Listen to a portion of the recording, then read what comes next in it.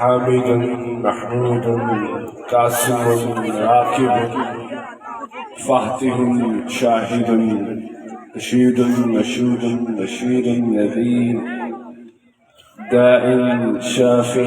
حاد محد منج ناح رسول.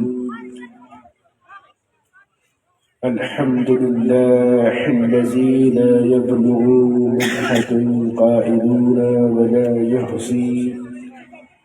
الذي ليس لصفته حد محدود ولا نعت معجود ولا وقت معدود ولا عجل ممدود. الماء قدح كل نفس شعرها والقدر بعض كل نفس داخلوها. تمام تعریفیں اس پروردگار کے لیے ہیں جس نے زندگی اور موت کو تخلیق کیا اور پورے جہاں کو پیدا کیا. اب کچھ نذرانہ عقیدت اس ہستی کی بارگاہ میں پیش کرتے ہیں. جو ہی ان کا ذکر آتا ہے پلکیں ادب سے چھپ جاتی ہے، ہر طرف خوشبو مہک اٹھتی ہے. جس طرح مچھلی پانی سے جدا نہیں رہ سکتی، خوشبو پھول کے بغیر نہیں رہ سکتی،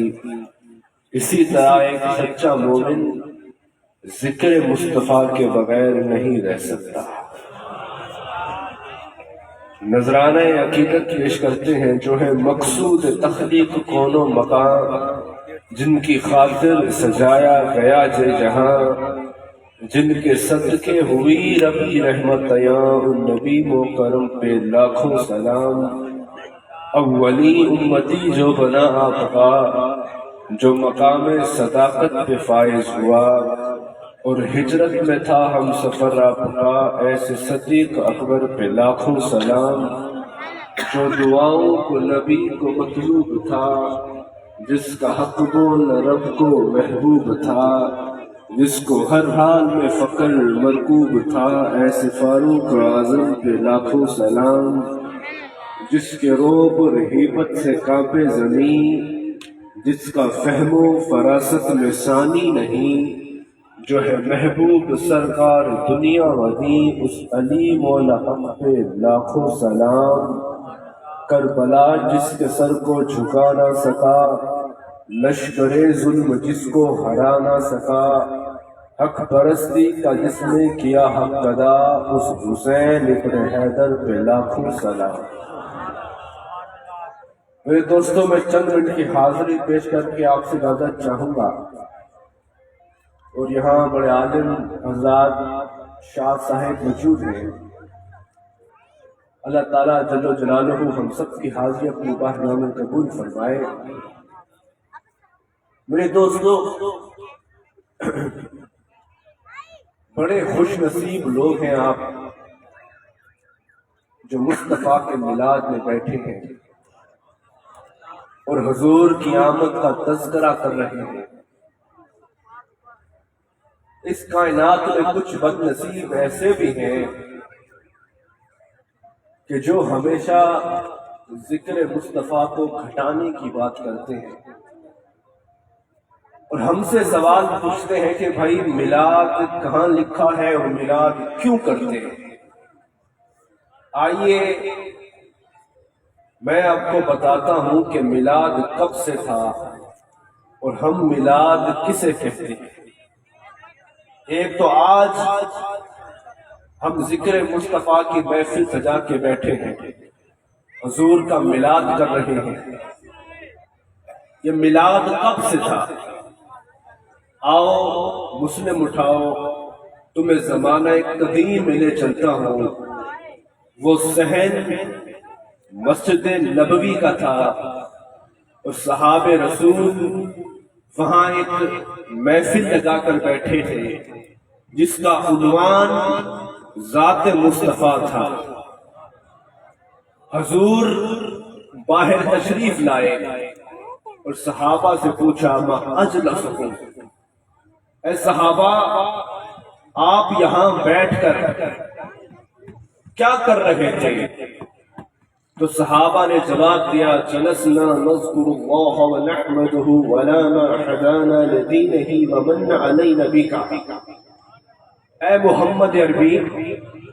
ہم اللہ کا شکر ادا کر رہے ہیں کہ پروردگار نے ہمیں مصطفیٰ عطا کر دیا اور آپ کے صدقے دین اسلام عطا کر دیا۔ جب یہ بات ہو گئی حضور نے ان سے جواب لے لیا تو اس کے بعد حضور نے صحابہ سے قسم اٹھوائی کہ کیا آپ قسم کھاتے ہیں کہ آپ اس کام کے لیے بیٹھے تھے؟ تو سب نے جواب دیا یا رسول اللہ ہم قسم کھاتے ہیں ہم اس کام کے لیے بیٹھے تھے اور اللہ کا شکر ادا کر رہے تھے کہ پروردگار نے ہمیں مصطفیٰ عطا کر دیے۔ جب یہ قسم اٹھوا لی تو حضور نے کہا مجھے تمہاری نیت پر کوئی شک نہیں ہے، میں نے فقط قسم اس لیے اٹھوائی کہ آپ کام ہی اتنا بڑا کر رہے تھے کہ جب آپ مسجد نبوی میں میرا ذکر کر رہے تھے یعنی میری آمد کا تذکرہ کر رہے تھے اور رب کا شکر ادا کر رہے تھے کہ خدا نے ہمیں محمد عربی عطا کر دیا، تو اسی لمحے عرش سے جبریل امی اترے اور کہا فَأَخْبَرَنِي أَنَّ اللَّهَ عَزَّ وَجَلَّ يُبَاحِي بِكُمُ الْمَلَائِكَةَ کہ جب آپ کے صحابہ حضور کا ذکر کر رہے تھے پروردگار اسی لمحے فرشتوں میں پروردگار ناز کر رہا تھا۔ تو سنو جس کا ذکر زمین پہ چھرے اور چرچا آسمانوں میں ہو اس چیز کو ہم میلاد مصطفیٰ کہتے ہیں۔ جس کا چرچا زمین پہ ہو اور ذکر اعلیٰ مقام پہ ہو اسے ہم میلاد مصطفیٰ کہتے ہیں۔ ارے جس کے ذکر کرنے سے جس کی ذکر کی محفل زمین پہ سجے اور چرچا اعلیٰ مقام پہ ہو اسے ہم میلاد مصطفیٰ کہتے ہیں۔ اب یہ تو ہو گئی حدیث کی دلیل، آؤ تمہیں عقل کی دلیل دیتا ہوں۔ میرے دوستو سلطان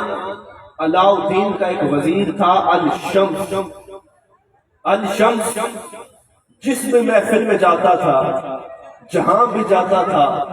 ہر محفل میں باتیں علاء الدین کی کرتا تھا۔ لوگ پریشان ہوئے کہ الشمس دنیا میں کوئی اور بھی باتیں ہیں، کوئی اور بھی موضوع ہے، جہاں بھی جاتے ہو علاء الدین کی ہی باتیں کرتے ہو، وجہ کیا ہے؟ تو الشمس نے جواب دیا، اس نے کہا میں بچپن میں اپنے والدین سے جدا ہو گیا تھا تو علاء الدین نے مجھ پر احسان کیا، بڑی محنت کے ساتھ مجھے اپنے والدین سے ملوا دیا اور جب تک میرے جسم میں جان رہے گی میں علاء الدین کا تذکرہ کرتا رہوں گا۔ ایک صوفی نے کہا کہ ایک زمانہ تھا جب انسان کو پروردگار نے بڑی بلندی کے لیے پیدا کیا تھا لیکن انسان پستی میں پڑا تھا، انسان کو پروردگار نے بے انتہا عزتوں سے نوازا تھا لیکن وہ ذلت کی زندگی جی رہا تھا۔ ان میں اسی دن کوئی فرشتوں کوئی سجدہ کر رہا ہے، کوئی درختوں کو خدا مان کے بیٹھا ہے، خالق کو چھوڑ کر لوگ مخلوق کی پوجا کر رہے ہیں، یعنی مخلوق خالق سے جدا ہے، جو مخلوق ہے اسے معبود بنا کر بیٹھے ہیں، کوئی سورج کو خدا بنا بیٹھا ہے، کوئی درخت کے سامنے سجدہ ریز ہے، کوئی آگ کی پوجا کرتا ہے۔ اس دور میں جب وہ نور کا پیکر اس دنیا میں تشریف لایا اس نے کہا قل اللہ احد، وہ ایک ہے، اس جیسا کوئی نہیں، یعنی محمد عربی کے آنے سے مخلوق کو خدا مل گیا، مخلوق کو خالق مل گیا۔ تو ایک صوفی نے بڑا نکتہ چھیڑا ہے، اس نے کہا الشمس وفاداری سکھا گیا، اگر کوئی شخص تم پر احسان کرے تو پھر وفادار ہے وہ شخص جو ہر محفل میں اپنے اپنے اس مالک کا تذکرہ کرتا رہے۔ اب جملہ سنا جس کی بات سمجھ میں آئے وہی جواب دے گا، جس کے سینے میں عشق مصطفیٰ کے چراغ روشن ہو وہی جواب دے گا۔ وہ کہتا ہے کہ الشمس وفاداری سکھا گیا کہ اگر الشمس کو علاؤدین اس کے والدین سے ملوا دے تو وہ ہر محفل میں علاؤدین کے تذکرے کرتا رہے۔ ارے جو محمد عربی مخلوق کو خالق سے ملوا دے تو پھر ہم یوں نہ کہیں تیرا کھاواں میں تیرے گیت گاواں یا رسول اللہ، تیرا میلاد میں کیوں نہ مناواں یا رسول اللہ۔ تو میلاد کی دو خوشیاں ہیں، ایک یہ کہ مخلوق کو خالق مل گیا، اور دوسرا یہ کہ پروردگار نے اپنا محبوب ہم گناہگاروں کو عطا کر دیا۔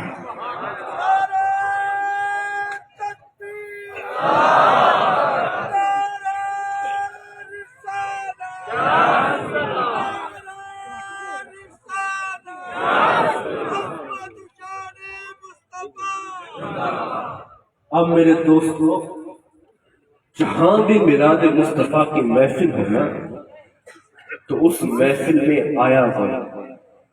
بعض اوقات لوگ سوچتے ہیں کہ بھئی ہم غریب لوگ ہیں، ہمارے جانے یا نہ جانے سے کیا فرق پڑے گا؟ وہاں تو بڑے بڑے لوگ آئے ہوں گے، عالم آئے ہوں گے، بڑی بڑی شخصیت آئی ہوگی، میں جاؤں یا نہ جاؤں میرے جانے سے کیا فرق پڑے گا؟ ایسی دلیل دے کے جا رہا ہوں کہ میرے جانے کے بعد مجھے دعائیں کرتے رہو گے۔ اگر میری یہ بات یاد رہ گئی، جہاں بھی میلاد ہوگا اس میلاد مصطفیٰ میں ضرور جاؤ گے۔ جب بھی دل میں یہ خیال آئے نا کہ حضور کا میلاد ہے، بڑے بڑے لوگ آئے ہوں گے، میں غریب جاؤں یا نہ جاؤں اس سے کیا فرق پڑے گا؟ سنو، میلاد مصطفیٰ میں لازم جایا کرو۔ اب دلیل دے رہا ہوں، توجہ ادھر ہو، دلیل دے رہا ہوں، میلاد مصطفیٰ میں لازم جایا کرو۔ وہ اس لیے جب خلیل اللہ کو، ابراہیم علیہ السلام کو آگ میں ڈالا گیا نا تو آسمان پہ ایک چڑیا اڑی، اس چڑیا نے اپنی چونچ میں ایک پانی کا قطرہ اٹھایا، وہ قطرے کو اٹھا کر آگ کے اوپر پھینک دیا۔ اس سے پوچھا کہ چڑیا تیرے اس ایک قطرے سے یہ آگ تو نہیں بجھے گی؟ اس چڑیا نے کہا میں بھی جانتی ہوں کہ میرے اس قطرے سے یہ آگ نہیں بجھے گی۔ اس نے کہا پھر قطرہ کیوں پھینکا؟ اس نے کہا فقط اس لیے تاکہ جب میرا سامنا پروردگار سے ہو تو میں پروردگار سے کہہ سکوں کہ پروردگار جب تیرے خلیل کو، تیرے دوست کو آگ میں پھینکا گیا تھا تو میں آگ جلانے والوں میں سے نہیں تھی، آگ بجھانے والوں میں سے تھی۔ میلاد مصطفیٰ میں آیا کرو تاکہ جب یہ سانسیں رکے تو مصطفیٰ کو بتا سکو کہ اے محمد عربی، ہم تیرا ذکر گھٹانے والوں کے ساتھ نہیں تھے، تیرا ذکر بڑھانے والوں کے ساتھ تھے، تیرا ذکر بڑھانے والوں کے ساتھ تھے۔ تو جہاں بھی میلاد مصطفیٰ کی محفل ہو اس محفل میں ضرور آیا کرو، اس لیے حضور کے تذکرے سنا کرو اور جانا کرو کہ میرے مصطفیٰ کا مقام کیا ہے۔ کوئی کہتا ہے تو شاہ خوباں، تو جان جانا ہے چہرہ امل، کتاب تیرا نہ بن سکی ہے نہ بن سکے گی مثال تیری، جواب تیرا تو سب سے اول تو سب سے اخر، ملا ہے حسن و دوام تجھ کو، ہے عمر لاکھوں برس کی تیری مگر ہے تازہ شباب تیرا، خدا کی غیرت نے ڈال رکھے ہے تجھ میں 70,000 پردے، جہاں میں بن جاتے دور لاکھوں، جو ایک بھی اٹھتا حجاب تیرا، ہے تو بھی سائے عجیب انسان جو خوف محشر سے ہراسا، ارے تو جن کی ہے نعت پڑھتا وہیں تو لیں گے حساب تیرا۔ تو میرے دوستو، ہم اس بات کو کیا سمجھیں؟ یہ امت کے لیے رسوائی ہے کہ ابھی امت سے یہ فیصلہ نہیں ہو پا رہا کہ ہم میلاد کریں یا نہ کریں۔ حضور کا مقام کیا تھا؟ حضور نور تھے یا بشر تھے؟ ارے سنو، حضور کے مقام کو کوئی نہیں تول سکتا، حضور کے مقام کو کوئی نہیں جان سکتا، اس لیے کہ میرے محمد عربی نے خود کہا یا ابا بکر لم یعرفنی حقیقتی غیر ربی،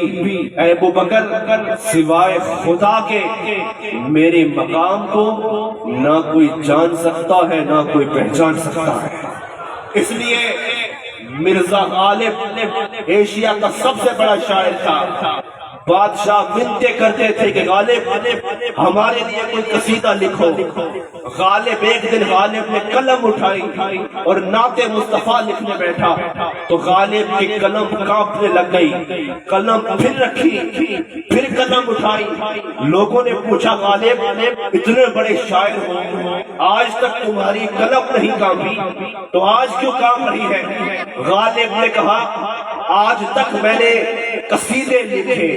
بادشاہوں کے لیے، لیکن آج جس کا قصیدہ لکھ رہا ہوں ذہن کو دوڑاتا ہوں لیکن اس کا مقام سمجھ میں نہیں آتا۔ آخر غالب نے لکھا تو کیا لکھا؟ غالب ثناء خواجہ بیضنا گذاشتے کہاں ذات پاک مرتبہ، دان محمد است، دان محمد است، دان محمد است۔ غالب تیرے بس کی بات نہیں کہ تم مصطفیٰ کے مقام کو سمجھ سکے، دان محمد است، مصطفیٰ کے مقام کو، مصطفیٰ کی حقیقت کو مصطفیٰ جانے یا مصطفیٰ کا خدا جانے۔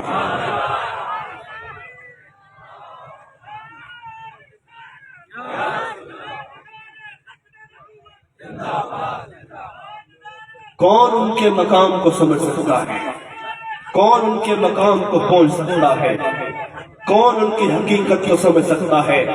ارے ہم تو نور بشر کی بحثیں کرتے ہیں،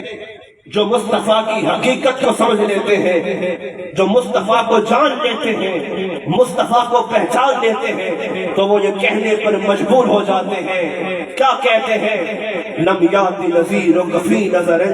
مثلے تو نہ شد پیدا جانا، جگ راج کو تاج تجھے سرزو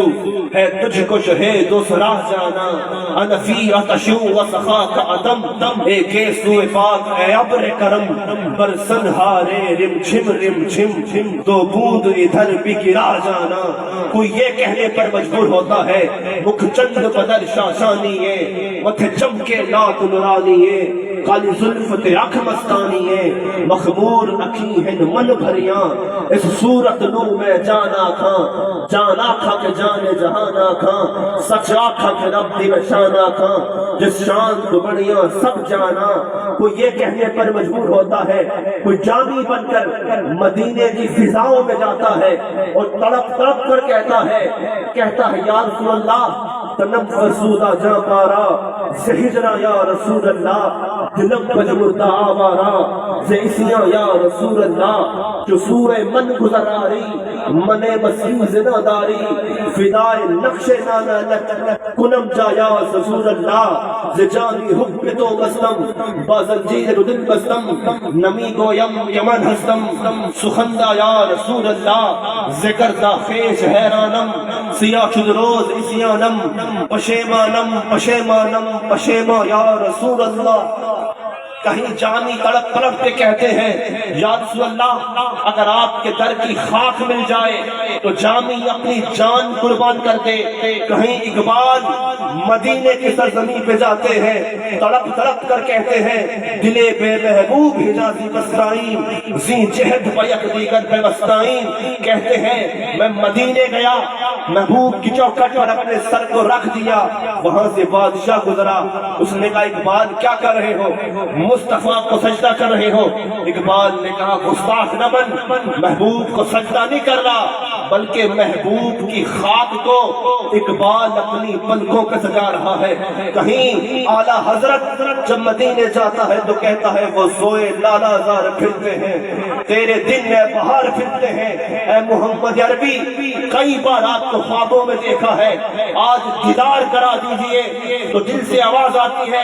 اعلیٰ حضرت یہ تو مدینے کی سرزمین ہے، یہاں تو کتب بھی مٹ گئے، یہاں تو ابطال بھی مٹ گئے، تو اعلیٰ حضرت کہتے ہیں کوئی کیوں تیری بات پوچھے رضا، تجھ سے کتے ہزار پھرتے ہیں۔ ارے کوئی مدینے کی خاک کو اپنے سر پہ سجانا چاہتا ہے، کوئی مدینے کا کتا بننا چاہتا ہے، لیکن جب بات گھوٹ کے گھوٹ کی آئی، میرے پیر فرید کی بات آئی، غلام فرید کی بات آئی، تو عاشقوں کی چیخیں نکل گئی۔ پیر فرید کہتا ہے وا سونا ڈھولن یار سجن، وا سامن ہو حجاز وطن، ایک فرید تبیت حزن، ہم روز اصل دی تانگ طلب، کیا حال سناما دلتا، کوئی محرم راز نہ ملتا، سر دور مٹی پڑ پایو، سر ننگ نموز ونایو، کوئی کچھ نویرے آیو، ہت الٹا عالم کھلتا، وا سونا ڈھولن یار سجن، وا سامن ہو حجاز وطن، ایک فرید تبیت حزن، ہم روز اصل دی تانگ طلب، اتھا میں مٹھڑی نت جان بلب، اتھا خوش مسدین وچ ملک عرب۔ میرا پیر فرید فرماتا ہے اقبال مدینے کی خاک آپ کو مبارک ہو، اعلیٰ حضرت مدینے کی مٹی آپ کو مبارک ہو۔ پیر فرید خود کو اتنا بھی قابل نہیں سمجھتا، اور جب مدینے جاتا ہے تو رو رو کر کہتا ہے دوڑے دھکڑے دھوڑے کھاندڑی ہاں، تیرے نام تو مست بھی کھاندڑی ہاں، تیرے باندیاں دی میں باندڑی ہاں، ہم دردے کتیاں نال ادب۔ فرید تو وہ ہے جو مدینے کے گلیوں کے کتوں کا بھی ادب کرتا ہے۔ یہ ہے وہ عشق میرے دوستوں، ہم نے کیا مصطفیٰ کی حقیقت سمجھی، جو مصطفیٰ کی حقیقت کو سمجھ گئے تو وہ کہنے پر مجبور ہو گئے، بار بار کہتے رہے اور بار بار چیخ چیخ کر کہتے رہے، اتھا میں مٹھڑی رت جان بلب، اتھا خوش وسلیم وچ ملک عرب۔ اسے دیکھنے کی جو لو لگی اسے دیکھ لیں گے نصیر ہم، وہ ہزار آنکھ سے دور ہو، وہ ہزار پردہ نشین سہی، سر دور ہو سر حشر ہو، ہمیں انتظار قبول ہے، وہ کبھی ملے وہ کہیں ملے، وہ کبھی سہی وہ کہیں سہی۔ پیر فرید کی جب نظر میرے روزے مصطفیٰ پہ پڑی تو وہاں کلام لکھ ڈالا، اب کیا کسی سے کام تجھے دیکھنے کے بعد، آنکھوں کو سی لیا ہے تجھے دیکھنے کے بعد، سجدہ کروں تو کفر نہ کروں تو کفر، آیا ہے یہ مقام تجھے دیکھنے کے بعد، آیا ہے یہ مقام تجھے دیکھنے کے بعد۔ اس کی نظر میرے مصطفیٰ کے چہرے پر پڑی اور مصطفیٰ کی حقیقت کو جان گیا تو وہ یہ کہتا رہا، محمد یار بن کر کہتا رہا، میری زندگی کا اور کوئی مقصد نہیں، بس زندگی گزری تو فقط اس کام میں گزری۔ آج ہم میلاد مصطفیٰ کی محفل سجا کے بیٹھے ہیں، ہمارے پلے کچھ نہیں، گناہگار سینے ہیں، گناہگار جھولیے ہیں، ہمارے اندر کچھ نہیں، دل میں خواہش ہے کہ ہمارے ایک ذکر کرنے سے کیا پتا مصطفیٰ کے در کی خیرات مل جائے۔ محمد یار کہتے ہیں میری تو زندگی کا مقصد یہ ہے، محمد محمد پکے دے گزر گئی، احد کو احمد نال ملے دے گزر گئی، اسانت محمد دے ناتا بڑے سو، اساواں گا ناتا بڑا کو نہیں سکتا، مسائل تو جھگڑے اساں چھوڑ بیٹھے اور حقیقت کا جھگڑا چھڑا کو نہیں سکتا، اسانت محمد دے ناتا بڑے سو، اساواں گا ناتا بڑا کو نہیں سکتا، حقیقت محمد دی پا کو نہیں سکتا۔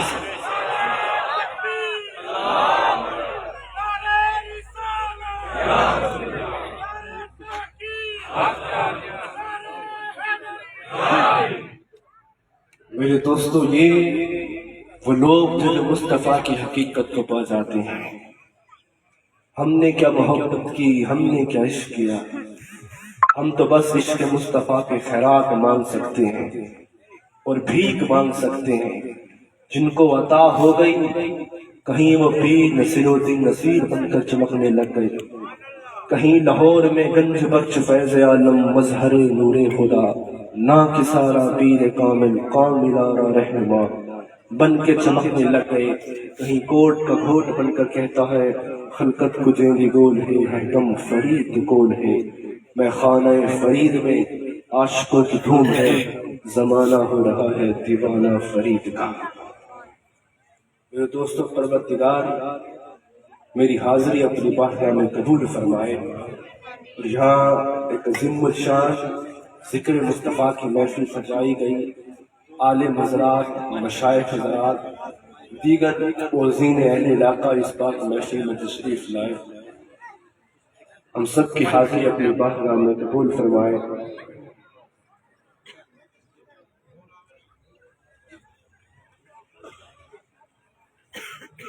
میرے دوستوں،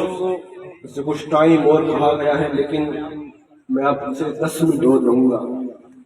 اور 10 منٹ کے بعد آپ سے اجازت لوں گا۔ بات عشق کی چھڑ پڑی، محبت کی زبان چھڑ پڑی، اور تمہیں تعارف کراتا جاؤں کہ عشق کسے کہتے ہیں۔ ہم نے تو عشق کا نام سن رکھا ہے، لیکن جانتے نہیں کہ عشق ہے کیا۔ مولانا روم سے کسی نے پوچھا، مولانا روم عشق کسے کہتے ہیں؟ تمہارا روم کہتے ہیں کہ میں تمہیں بتاتا ہوں کہ عشق کسے کہتے ہیں۔ روم فرماتے ہیں کہ آگ جل رہی تھی، آگ، ایک دیوانہ آیا، اس نے آگ کی تپش کو دیکھا، پیچھے ہٹ گیا، اس نے کہا میں سمجھ گیا عشق کیا ہے۔ پھر دوسرا آیا، اس نے آگ کو چھو کے دکھایا، آگ کی تپش اس کے ہاتھ میں لگی تو وہ پیچھے ہٹ گیا، اس نے کہا میں سمجھ گیا عشق کیا ہے۔ تیسرا آیا، اس نے نہ دیکھا، سیدھا آگ میں کود گیا اور جل کے راکھ ہو گیا۔ مولانا روم فرماتے ہیں جو آگ میں جل کے راکھ ہو گیا وہیں جانتا تھا کہ عشق کیا ہے۔ صرف اسے پتا تھی کہ محبت کسے کہتے ہیں۔ میرے دوستو، محبت ہوتی وہی ہے جو اپنی ہستی کو محبوب کی دہلیز پر فنا کر دے اور محبوب کی چوکھٹ پر خود کو قربان کر دے اور جا کر اپنے آپ کو محبوب کی چوکھٹ پر فنا کر دے۔ میرے دوستو، محبت اپنی رضا نہیں دیکھتی، محبت صرف محبوب کی رضا دیکھتی ہے۔ حضرت واصف علی واصف فرماتے ہیں کہ محبت کی کائنات جلوہ محبوب کے سوا کچھ اور نہیں، جدھر بھی دیکھتا ہے اسے محبوب کا چہرہ نظر آتا ہے، محبوب کا رخ نظر آتا ہے۔ حجت الاسلام امام غزالی بغداد کے ممبر پر بیٹھتے تھے، 28 سال کی عمر میں بہت بڑا مقام ملا، بہت بڑے عالم تھے، بادشاہ بھی جھک کے ملتے تھے اور کہتے تھے کہ میرے نام کے پیچھے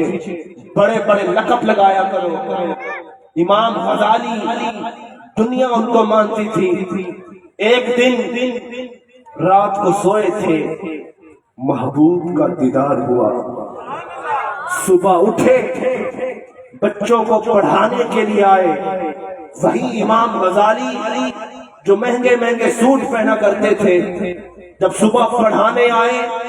تو کہا بسم اللہ، آگے لفظ نہیں بولا، پھر کہا بسم اللہ، زبان بولی ہی نہیں، جب تیسری بار کہا بسم اللہ تو چیخ نکلی۔ بغداد کو چھوڑ کر ویرانیوں میں چلے گئے۔ پہلے دیکھ کر پڑھاتے تھے، جس دن سے نظر محبوب پہ پڑی تو یہ مقام آیا جناب عشق فرید استاد تھیا، سب علم عمل برباد تھیا، پر حضرت دل آباد تھیا، سو وجد کنو لکھار کنو۔ جب عشق سینے میں منتقل ہو گیا، امام غزالی کو اپنی خبر نہیں رہی، پھر بڑے ویرانیوں میں گھومتے تھے، مسجدوں کو صاف کرتے تھے اور محبوب کی چوکھٹ کو اپنے خاک پر لگاتے تھے، اپنے سر پہ سجاتے ہیں۔ امام جوزی فرماتے ہیں کہ وہیں امام غزالی جو کبھی بغداد کے منبر پر بیٹھتے تھے اور بادشاہوں کے ساتھ اٹھنا بیٹھنا تھا، وہیں امام غزالی جب 8 سال کے بعد بغداد آئے تو بال گرد و غبار تھے، آنکھوں میں آنسو تھے، پھٹے پرانے کپڑے تھے، نمن بےہودہ گرتے، کوچاؤ بازار نی کردم، مذاق عاشقی دارم، پائے دیدار نی کردم، منم محوے خیال او، نمی ہستم کجا رفتم شدم کر کے وصال او نمی ہستم کجا رفتم غلام روئے او بودم اسیر کوئے او بودم غبار کوئے او بودم نمی ہستم کجا رفتم ابھے دیکھا نمھے دیکھا اچڑے کو ٹھیک جڑ دیکھا مٹھڑی دن کو نیواں ٹیکا سجن بن سن کے مر پوسا امام غزالی کا وہ سب کچھ لٹ گیا اور پھٹے پرانے کپڑے پہن کر بغداد کی گلیوں میں گھومتے ہیں اور کہتے ہیں لوگوں کسی نے میرے محبوب کو دیکھا ہے کہ نہیں دیکھا اٹھنا بیٹھنا سب کچھ ختم ہو گیا نہ عشق غریب استاد تھیا سب علم عمل برباد تھیا جب عشق سینے میں منتقل ہو جاتا ہے تو انسان اپنی مرضی نہیں دیکھتا صرف محبوب کی مرضی دیکھتا ہے محبوب کا جلوہ دیکھتا ہے آؤ تمہیں وادی عشق میں لے چلتا ہوں کربلا کا میدان ہے کربلا کا میدان ہے کئی دن سے ہونٹ پیاسے ہیں بچوں کی آوازیں آتی ہیں التمش التمش ہمیں پانی پلاؤ بچوں کی آوازیں اتنی گونجتی ہیں کہ یزیدی فوج کا جنرل اپنے ہاتھوں پہ رہات رکھتا ہے اور یزیدی اس سے پوچھتے ہیں تمہیں کیا ہوا ہے تو کہتا ہے وہ دیکھو حسین کے لشکر سے بچوں کی آوازیں آتی ہیں التمش التمش مجھ سے سہا نہیں جاتا دل کرتا ہے کہ اپنی جان قربان کر دوں اس لمحے سے آزاد ہو جاؤں کئی دن سے ہونٹ پیاسے ہیں پیاسے ہونٹوں کے ساتھ جب 72 کے 72 کربلا میں قربان ہو گئے امام حسین جب میدان کربلا میں خود نکلے کتابیں اٹھا کر دیکھو ہونٹ پیاسے ہیں کئی دن سے گلا خشک ہے جب یزیدیوں کا مقابلہ کرتے ہیں 113 تیروں کے زخم سینوں پہ لگے ہوتے ہیں جسم کا کوئی حصہ نہیں جہاں سے خون کا کوئی فوارہ نہ پھوٹ رہا ہو جب امام حسین کربلا کی زمین پر سجدہ کرتے ہیں کربلا مقتل عشق تھا حسین عشق کرنے والے تھے اور محبوب رب کی ذات تھی جب حسین نے کربلا کے آخری سجدہ کیا تو یزیدی نے کہا کہ کوئی حسین بد دعا دے رہے ہیں لیکن حسین عاشق تھے